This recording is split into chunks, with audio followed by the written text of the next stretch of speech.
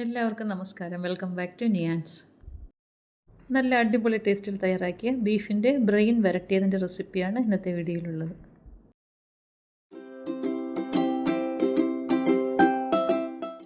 അപ്പോൾ നമുക്കിനി ബീഫിൻ്റെ ബ്രെയിൻ ഒരു പാത്രത്തിലേക്ക് വെച്ച് കൊടുക്കാം.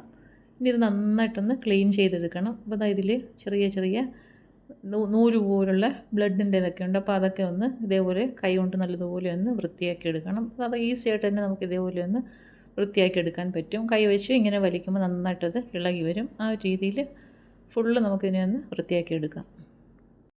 അപ്പോൾ അത് ഇതേപോലെ നന്നായി വൃത്തിയാക്കിയതിന് ശേഷം നല്ലതുപോലെ ഒരു 3-4 വെള്ളത്തിൽ കഴുകിയിട്ട് നമുക്കത് ആ പാത്രത്തിലേക്ക് മാറ്റി കൊടുക്കാം.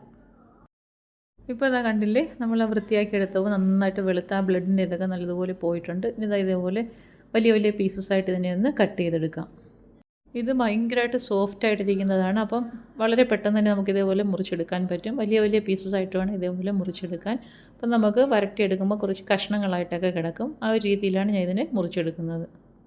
കട്ട് ചെയ്തെടുത്തതിന് ശേഷം ഒന്നുകൂടെ ഒന്ന് കഴുകി നന്നായിട്ട് വൃത്തിയാക്കി എടുക്കാം. അതിനുശേഷം നന്നായിട്ട് തിളച്ച വെള്ളം അതിലേക്ക് ഒഴിച്ചു കൊടുക്കാം. അതിന് കൂടെ തന്നെ കുറച്ച് മഞ്ഞൾപ്പൊടിയും കൂടി ഇട്ട് കൊടുത്ത് നന്നായിട്ടൊന്ന് മിക്സ് ചെയ്ത് കൊടുത്തതിന് ശേഷം ഒരു 5 മിനിറ്റ് ഒന്ന് മാറ്റി വയ്ക്കാം. അതിനുശേഷം ഇത് അരിപ്പയിലൂടെ വാർത്തെടുക്കാം. ആ വെള്ളം നന്നായിട്ട് കളഞ്ഞെടുക്കണം. ഇനി ഇത് നമുക്ക് തയ്യാറാക്കിയെടുക്കാം. അതിന് വേണ്ടി ഇത് പാനിലേക്ക് വെളിച്ചെണ്ണ ഒഴിച്ച് കൊടുത്തിട്ടുണ്ട്. നന്നായിട്ട് ചൂടായി വരുമ്പോൾ ഒരു വലിയ സവാള അരിഞ്ഞത് ഇട്ട് കൊടുക്കാം. ഇതിനി ഒന്ന് വറുത്ത് കോരി എടുക്കാനാണ്. അത് നന്നായിട്ടൊരു ഗോൾഡൻ കളറാകുന്നത് വരെ ഒന്ന് വറുത്ത് എടുക്കണം. അതിനുശേഷം നമുക്ക് ആ എണ്ണയിൽ നിന്നും കോരി മാറ്റാം. ഇത് നമുക്കതിലേക്ക് ചേർത്ത് കൊടുക്കാനുള്ളതാണ്. അപ്പോൾ ഇതേപോലെ നന്നായിട്ടൊന്ന് മൂത്ത് വരുന്ന സമയത്ത് കോരി മാറ്റി വയ്ക്കാം. വറുത്ത സവാള ഒരു പാത്രത്തിലേക്ക് കോരി മാറ്റി വയ്ക്കാം. എന്നിട്ട് അതേ പാനിൽ തന്നെ നമുക്ക് ഇനിയും സവാള വഴറ്റിയെടുക്കാനുണ്ട്. അപ്പോൾ ഈ വറുത്തതെല്ലാം ഒരു പാത്രത്തിലേക്ക് കോരിയെടുക്കാം. നമ്മൾ ബിരിയാണിക്കൊക്കെ മുകളിലിടാൻ വറുത്ത് കോരത്തില്ല, ആ ഒരു പരുവത്തിലാണ് ഈ സവാള വറുത്ത് കോരിയെടുക്കേണ്ടത്. അപ്പോൾ എന്തായാലും മാറ്റിയിട്ടുണ്ട്. ഇനി അതേ പാനിൽ തന്നെ ഒരു സവാളയും കൂടെ നന്നായിട്ടൊന്ന് വഴറ്റിയെടുക്കണം. അപ്പം ഒരു വലിയ സവാളയാണ് എടുത്തിരിക്കുന്നത്. വളരെ കനം കുറച്ച് അരിഞ്ഞതിന് ശേഷം ആ എണ്ണയിലേക്ക് ഇട്ട് കൊടുത്ത് നന്നായിട്ടൊന്ന് വഴറ്റി കൊടുക്കാം. വെളിച്ചെണ്ണ ആവശ്യമുണ്ടെന്നുണ്ടെങ്കിൽ കുറച്ചുകൂടി ഇതിലേക്ക് ചേർത്ത് കൊടുക്കാം. നല്ലതുപോലെ ഒന്ന് വഴറ്റിയെടുക്കാം. സവാള നന്നായിട്ട് വാടി വരുന്ന സമയത്ത് അതിലേക്ക് 2 ഏലക്കയും 2 ഗ്രാമ്പും ഒരു ചെറിയ കഷ്ണം പട്ടയും കൂടി ഇട്ട് കൊടുക്കാം. അതിൻ്റെ കൂടെ തന്നെ ഒരു 1/4 ടീസ്പൂണോളം വലിയ ജീരകവും കൂടി ചേർത്ത് കൊടുക്കാം. ഇനി അതെല്ലാം കൂടി നല്ലതുപോലെ ഒന്നുകൂടെ ഒന്ന് മൂപ്പിച്ചെടുക്കാം. ഈ ഏലക്കയും ഗ്രാമ്പും പട്ടയൊക്കെ നമ്മൾ വെളിച്ചെണ്ണ ഒഴിച്ചിട്ട് ആദ്യം തന്നെ അതിലേക്ക് ഇട്ട് കൊടുത്താലും മതിയാകും. സവാള അതിന് ശേഷം ഇട്ട് കൊടുത്താലും മതി. അപ്പോൾ അതിന് ഇതിലേക്ക് 1 ടീസ്പൂൺ ഇഞ്ചി വെളുത്തുള്ളി ചതച്ചതും കൂടി ചേർത്ത് കൊടുക്കാം. ഇനി അതിൻ്റെ പച്ചമണം മാറുന്നത് വരെ നല്ലതുപോലെ ഒന്ന് മൂപ്പിച്ചെടുക്കണം.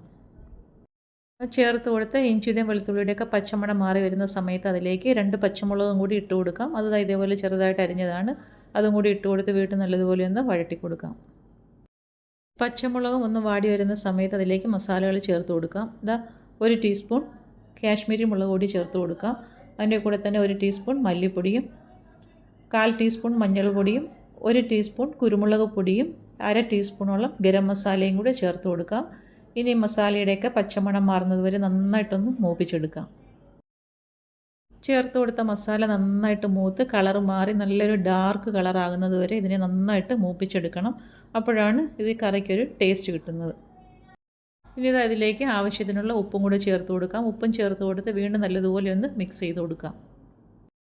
മസാല ഈ ഒരു രീതിയിൽ നന്നായിട്ട് മൂത്ത് വരുന്ന സമയത്ത് ഇതിലേക്ക് 1 ടീസ്പൂൺ വിനാഗിരിയോ അല്ലെങ്കിൽ നാരങ്ങ നീരോ ചേർത്ത് കൊടുക്കാം. അതും ചേർത്ത് കൊടുത്ത് വീണ്ടും നന്നായിട്ടൊന്ന് മിക്സ് ചെയ്ത് കൊടുക്കാം. മസാലകളൊക്കെ ചേർത്ത് കൊടുത്തു കഴിഞ്ഞാൽ പിന്നീട് ഫ്ലെയിം നന്നായിട്ട് സിമ്മിലാക്കിയതിന് ശേഷം വേണം ഇത് മൂപ്പിച്ചെടുക്കാൻ. അപ്പോൾ ഈ ഒരു രീതിയിൽ നന്നായിട്ട് മൂത്ത് വരുന്ന സമയത്ത് ഇനി കഴുകി വൃത്തിയാക്കി വെച്ചിരിക്കുന്ന ബ്രെയിൻ നമ്മൾ ഇതിലേക്ക് ഇട്ട് കൊടുക്കാം. അത് ഇട്ട് കൊടുത്തതിന് ശേഷം നന്നായിട്ട് ഇതിനെ ഒന്ന് മിക്സ് ചെയ്ത് കൊടുക്കണം. അപ്പോൾ മസാലയിൽ കിടന്ന് ആ ബ്രെയിൻ്റെ ഭാഗങ്ങളെല്ലാം നന്നായിട്ടൊന്ന് മിക്സാക്കി കൊടുക്കണം. അപ്പോൾ ആ ചേർത്ത് കൊടുത്ത മസാല എല്ലാ ഭാഗത്തും പിടിക്കത്തക്ക രീതിയിൽ നന്നായിട്ട് ഇളക്കി കൊടുക്കാം. ഇനി ഇതിലേക്ക് നമുക്ക് വേകാൻ ആവശ്യമുള്ള ചൂടുവെള്ളവും കൂടി ചേർത്ത് കൊടുക്കണം. കുറച്ച് വെള്ളം മതിയാകും. ഒരു 1/2 കപ്പോളം ചൂടുവെള്ളം ചേർത്ത് കൊടുക്കാം. വെള്ളം ചേർത്ത് കൊടുത്ത് വീണ്ടും നന്നായിട്ടൊന്ന് ഇളക്കി കൊടുക്കാം. ഇളക്കി കൊടുത്തതിന് ശേഷം ഇതിനെ ഒന്ന് വേവിച്ചെടുക്കണം. അപ്പം ഇതുപോലെ നന്നായിട്ട് ഇളക്കി കൊടുത്തതിന് ശേഷം പാത്രം മൂടി വെച്ചൊന്ന് വേവിച്ചെടുക്കാം. ഒരുപാട് സമയമൊന്നും എടുക്കത്തില്ല. ഇത് വെന്ത് കിട്ടാൻ വളരെ പെട്ടെന്ന് തന്നെ വെന്ത് കിട്ടുന്നതാണ്. അപ്പം പാത്രം മൂടി വെച്ച് ഒരു 5 മിനിറ്റ് നമുക്ക് വേവിച്ചെടുക്കാം. ഇടയ്ക്ക് തുറന്ന് കൊടുത്ത് നന്നായിട്ടൊന്ന് ഇളക്കി കൊടുക്കണം. അപ്പോൾ ഈ ഒരു രീതിയിൽ കുറച്ച് സമയം കഴിയുമ്പോൾ 2-3 മിനിറ്റ് കഴിയുമ്പോഴേക്കും തുറന്നെടുത്ത് ഒന്നുകൂടെ ഒന്ന് ഇളക്കി കൊടുക്കാം. നന്നായിട്ട് ഇളക്കിയതിന് ശേഷം വീണ്ടും ഇത് പാത്രം മൂടി വെച്ച് കൊടുക്കണം. ഈ ഒരു രീതിയിൽ നമുക്ക് ഇടയ്ക്കിടയ്ക്ക് ഒന്ന് ഇളക്കി കൊടുക്കാം. അപ്പോൾ എന്താ നന്നായിട്ട് ഇളക്കിയതിന് ശേഷം വീണ്ടും പാത്രം മൂടി വയ്ക്കുകയാണ്. ഇനി വീണ്ടും ഇതേപോലെ തുറന്ന് കൊടുത്ത് ഒന്നുകൂടി ഒന്ന് ഇളക്കി കൊടുക്കാം. ഇനി മൂടി വയ്ക്കേണ്ട ആവശ്യമില്ല. അപ്പോൾ ഇത് നന്നായിട്ട് വെന്ത് കിട്ടിയിട്ടുണ്ട്.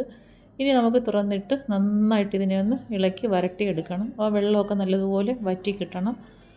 ഇടയ്ക്ക് ഇതേപോലെ കുറച്ച് കറിവേപ്പിലയും കൂടി ഇട്ട് കൊടുക്കാം. ഇട്ട് കൊടുത്തതിന് ശേഷം ഇനി നമുക്ക് ഇളക്കുന്ന ജോലിയേ ഉള്ളൂ. ഇടയ്ക്കിടയ്ക്ക് ഇങ്ങനെ ഒന്ന് ഇളക്കി കൊടുക്കാം. ഇളക്കി കൊടുത്ത് നന്നായിട്ട് വരട്ടിയെടുക്കാം.